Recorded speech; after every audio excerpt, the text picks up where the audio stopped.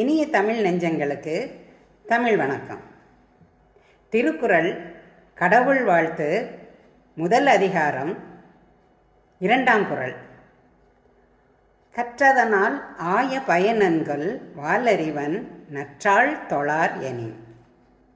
தூய அறிவு வடிவாக விளங்கும் இறைவனுடைய நல்ல திருவடிகளை தொழாமல் இருப்பாரானால் அவர் கற்ற கல்வியினால் பயன் என்ன?